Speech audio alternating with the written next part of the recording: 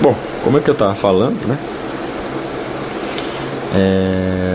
A gente viu aqui sobre a órbita dos satélites e blá blá blá, né? Uma coisa muito interessante aqui, ó, é distribuições de massa.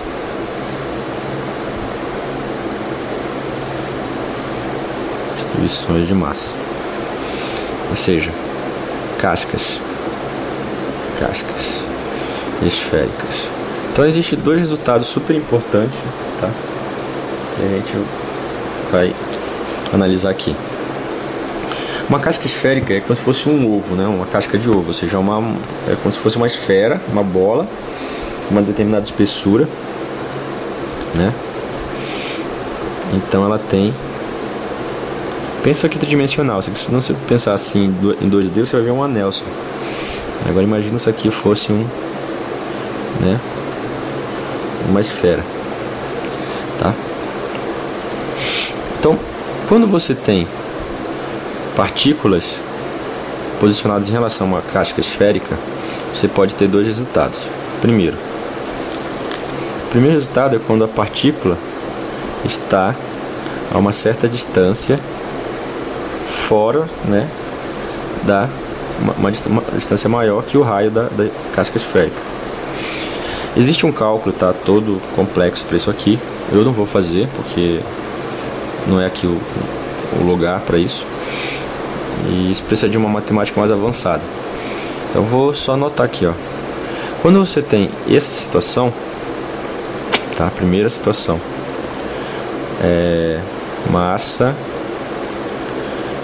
a uma distância maior que o raio da esfera, ou seja, D maior que R.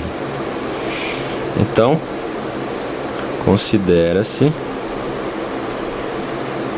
a massa da casca esférica como concentrada toda no centro da esfera. Ou seja, se você tiver uma massa aqui, ela vai ver, né, isso aqui tem uma massa, né? A massa emisão. Ela vai ver isso aqui tudo como uma bolinha, né, de massa emisão no centro aqui. Então isso facilita muitos cálculos. No segundo caso, né, massa no interior da casca esférica, ou seja, o raio, o D, é menor que o raio, ou seja, ela está bem aqui, ó.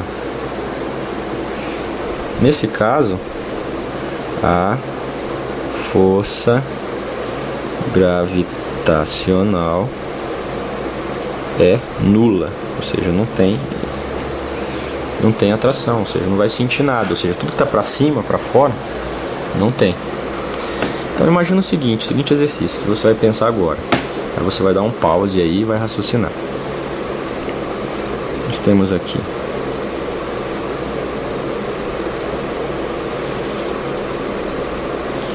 raio A e uma massa. Nós temos uma segunda aqui,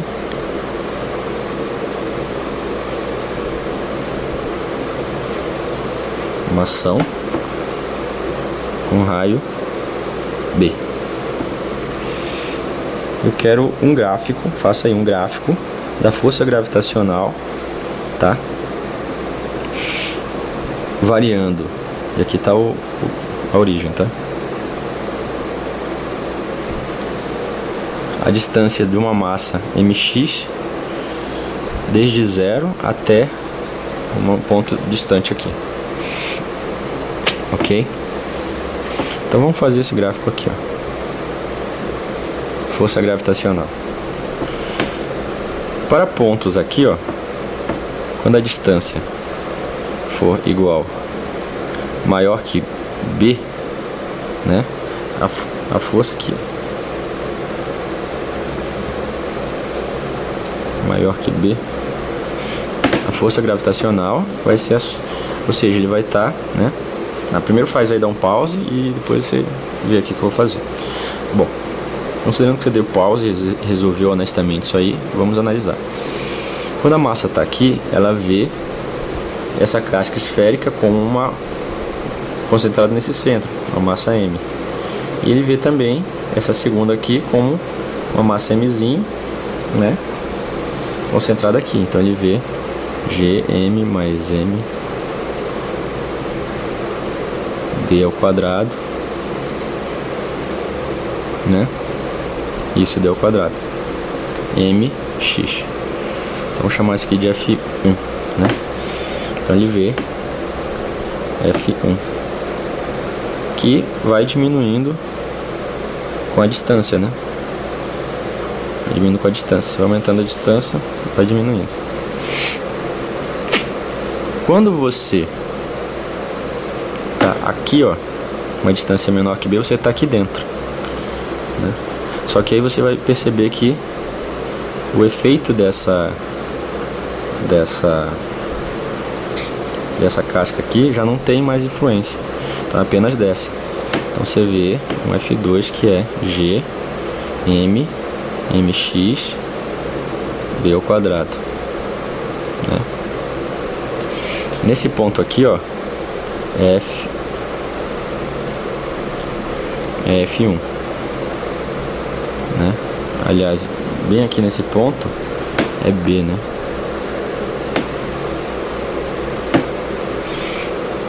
Ok? Então você tem F1.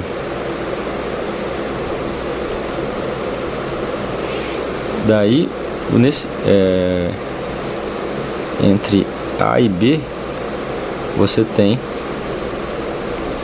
essa distância aqui, ó.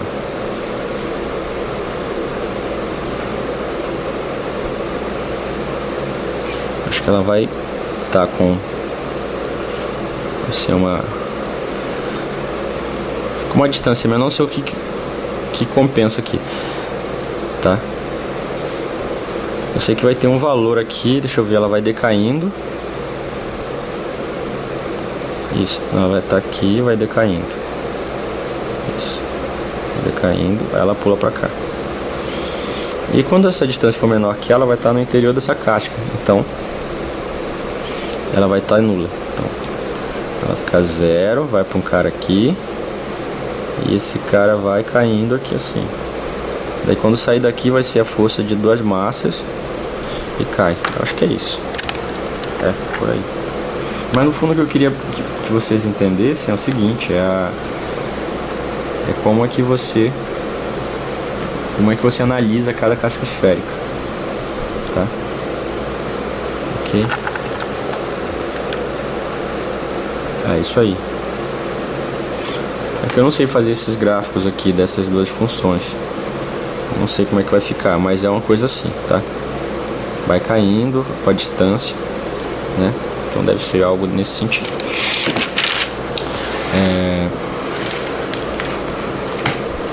E aí, o outro ponto que a gente tem que ver aqui isso também, que é super importante, são as leis de Kepler. Não sei se é com L, com um P e dois P's. Lei de Kepler, né? Que diabo é a lei de Kepler? Ele anunciou três regrinhas, né, de ouro. Deixa eu ver. É a lei das áreas, dos períodos. Deixa eu ver aqui. Eu não lembro. Acabou de sumir da minha cabeça. Vamos fazer uma revisão. Lei de Kepler. Nossa, tá na minha cabeça esse treco. Ah, lembrei. Lembrei não, acabei de ver no livro aqui. A lei das órbitas.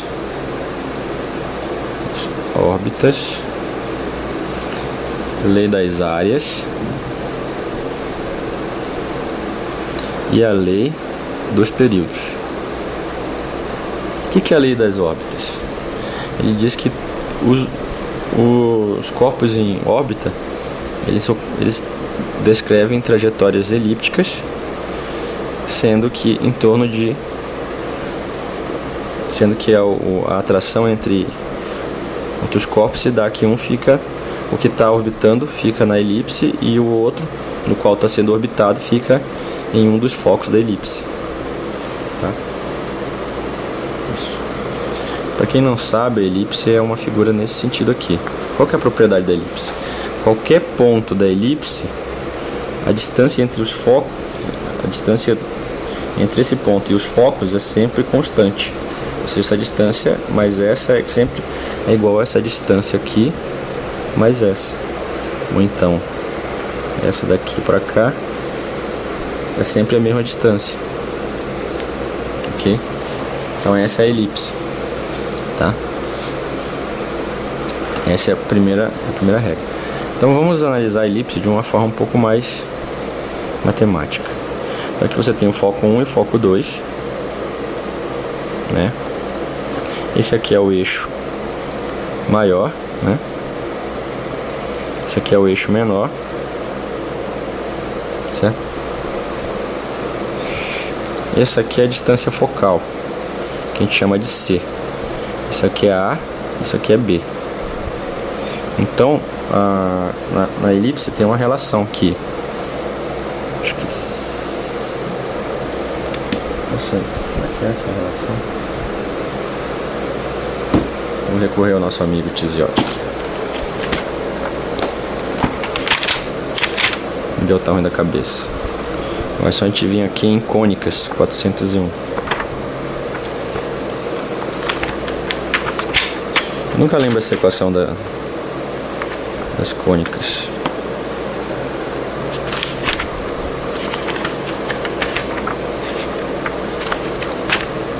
Ah, tá aqui, ó. A elipse. Fica quieto.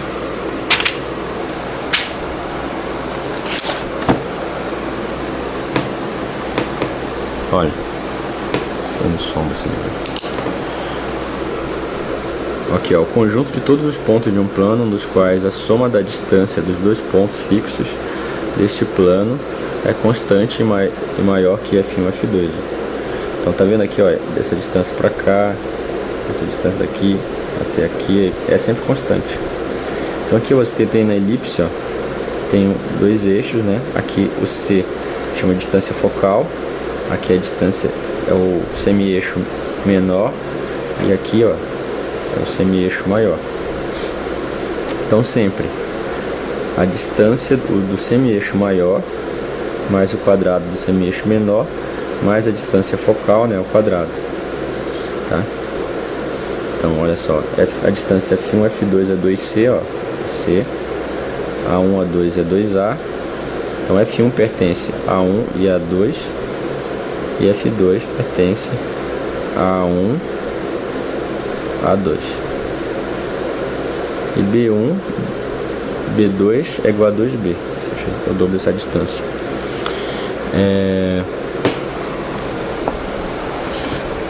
Veja o seguinte, você pode, e a equação da elipse, né? A equação da elipse é o seguinte, ó. Primeiro você pode ter ela assim, ó, com o eixo maior coincidindo com o eixo X, ou o eixo maior coincidindo com o eixo Y, tá? Quando o eixo maior coincide com o eixo X, então você tem a equação da elipse é essa aqui, ó, o X sobre o eixo maior, Y sobre o eixo menor. Mesma coisa aqui, ó, quando você tem o eixo maior em Y, o Azinho, que é do maior, fica embaixo do Y, né? O maior denominador indica onde está o eixo maior da elipse, viu? O número C sobre A é sempre compreendido entre 0 e 1, é denominado excentricidade da elipse, ou seja, ele te diz quão achatado está a elipse. Quando o C é igual ao A, ou seja, isso aqui vale 1, nós temos uma circunferência. Tá? Beleza? Isso foi melhor do que eu ficar tentando lembrar. Pra quem não conhece, esse livro aqui, ó, esse livro aqui é muito bom, né? Circuitos elétricos. Eu ainda uso no trabalho aqui pra fazer cálculos, né? tem muita coisa de projeto de circuitos, ó. Circuitos elétricos. Isso que eu tava fazendo um negócio do projeto, tá usando esse. E ele tem muitos exercícios resolvidos, ó. Aqui, ó. Questão de carregamento, descarregamento de capacitores. Aqui, ó, sistema trifásico, triângulo, estrela, delta, estrela também, ó. Nossa, tem muita coisa legal aqui. Pra mim que trabalho com isso aqui, ó, show de bola. Quem vai fazer elétrica vai estudar essas palhaçadas todas. Ótimos livros. Bom, então eu apresentei a vocês a tal da elipse. Vamos ver agora a segunda lei, que é a lei das áreas. A lei das áreas e é uma coisa, o Kepler, ele foi discípulo, empregado de um astrônomo, acho que tcheco, eu acho, chamado Tycho Brahe. Tycho Brahe. Ele tinha o maior observatório astronômico da Europa. E ele fez observações, né, dos astros. Ele conseguiu dar um grande avanço na astronomia. E o Kepler, como trabalhar com ele, meio que herdou esses dados quando o Tycho Brahe morreu. E a partir disso ele desenvolveu as teorias das elipses deles aí, das áreas, né? Então, olha só, o que ele fala. Se você tem um planeta aqui, ó, que está nesse ponto A1 aqui, ele anda pro A2, ou seja, vai de um ponto A1 pro A2 em um certo tempo, delta T1, ele varre uma área aqui, ó. Se ele faz esse cara aqui, ó, e sai do A3 pro A4 no mesmo tempo, né, ele vai varrer uma área A2 igual à área 1. Então quer dizer o seguinte, que tempos iguais de deslocamento, eles fazem com que você cubra, né, varra áreas iguais. É isso mesmo. Então, ó, o que fala no livro é o seguinte: uma linha que liga um planeta ao Sol varre áreas iguais em tempos iguais. É isso aí.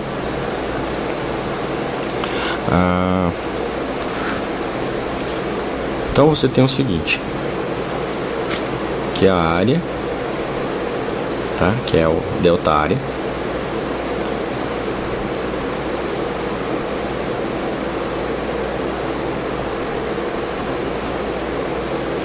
Ou seja, imagina que você tem uma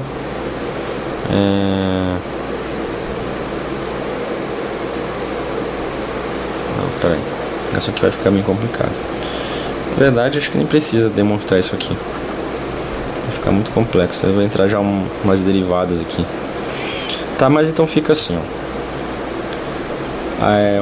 Se você anda aqui determinado tempo, se você andar esse aqui em um determinado tempo, essa área vai ser igual a essa, tá? E aí você tem a outra lei, que é a lei dos períodos, tá? A lei dos períodos. Essa aqui eu não lembro de cabeça. Se não me engano é o seguinte: T1 T2 ao quadrado é igual a R1 sobre R2 ao cubo.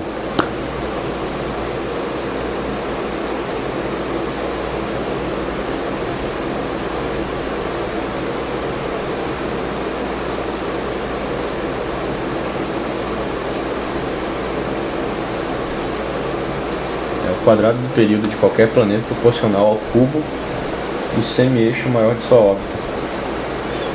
É isso mesmo. Ou seja, se você tem, isso é bom para aplicar para você relacionar órbita de dois planetas, né? Aqui o Sol, aí você tem um planeta aqui, pá. Ele dá a volta completa no Sol em T1 e tem um raio R1. Você tem um planeta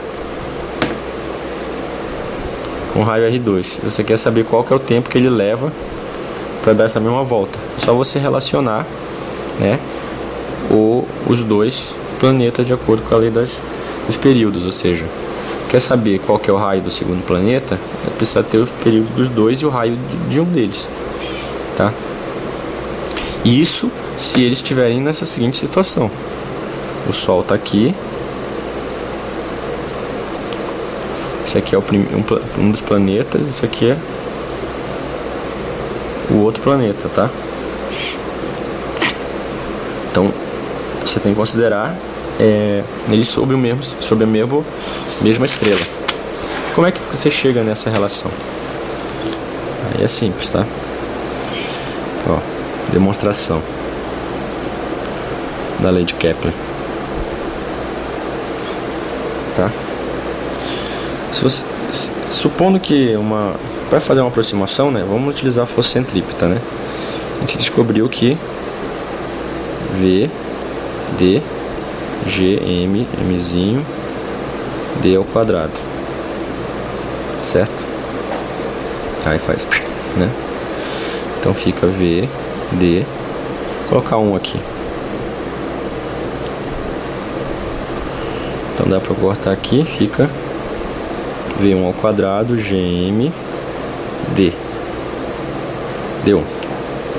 Só que V1 é a mesma coisa que 2π sobre T, que é o período, vezes D1, que é o raio, né? Isso aqui é a mesma coisa que ômega raio, né?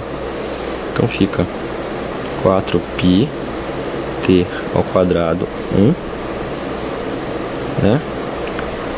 D1 ao quadrado, GM, D1. Então você vai ter o que? 4π ao quadrado, T1 ao quadrado, D1 ao quadrado, GM, D1.